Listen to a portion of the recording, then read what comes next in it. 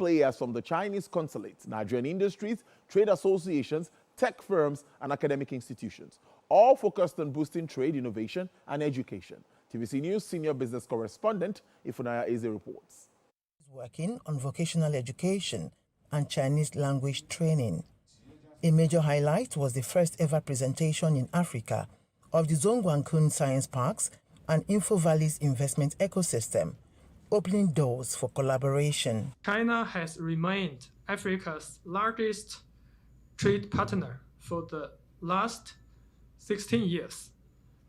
Behind these figures lies the tangible improvement of infrastructure and livelihoods in African nations. To African brothers and sisters, China-Africa cooperation is visible, tangible, and truly beneficial. Because our long-standing partnerships with Nigerian people, we really respect the religions, the culture between the two countries. What we want to do here is actually working with the local partners, try to build a new local brand, which is a Nigerian version of the Zhongguancun Science Park, but not by using that name. We both can working for a new brand.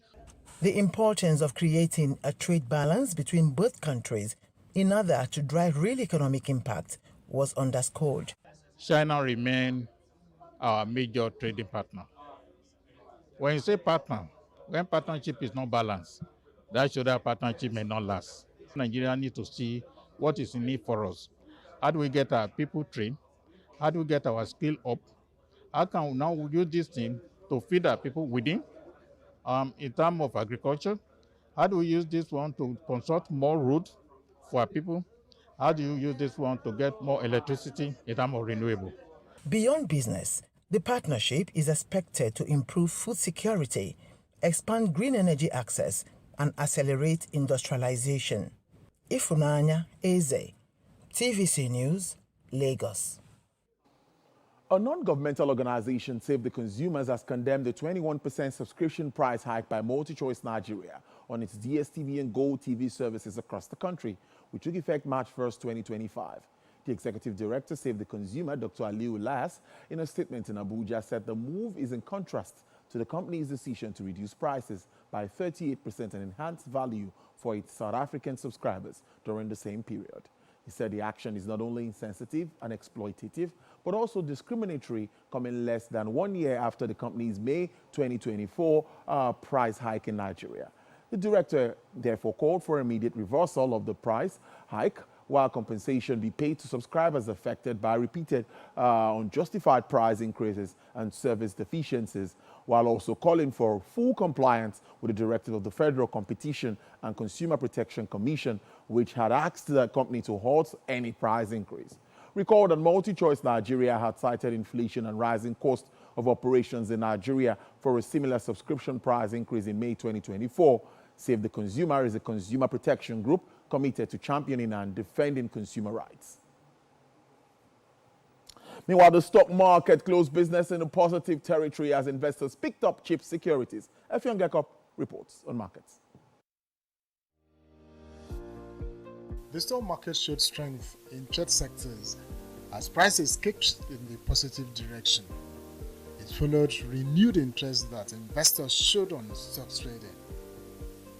The market condition pushed index upward by 0.56% to indicate the growth direction of the market. Royal Exchange was the highest priced earner with 10%, followed by Livestock Feeds, Abe Building, Unilever, and Sunu Assurance. The declining stocks with lower prices include Name Insurance, United Capital, Computer Warehouse Group, Africa Prudential Insurance, and NLS Tech. Analysts wonder whether the market will be able to sustain the current achievements. Effiong Gekop, TVC News, Lagos. And wrapping up business news, crude oil prices inched up today as investors weigh the impact of fresh U.S. sanctions on Iranian exports against ceasefire talks aimed at ending the Russia and Ukraine war. U.S. West Texas Intermediate crude rose to sell for $68.40 per barrel, with an uptick of 0.18%. Brent crude futures experienced an upward review of 0.10% to sell for $72.23 per barrel. Bonnie Light sells for $78.62 with a downward price margin of 2.84%. And for the OPEC basket, dealers offer $73.13 per barrel with an upsurge of 0.21%.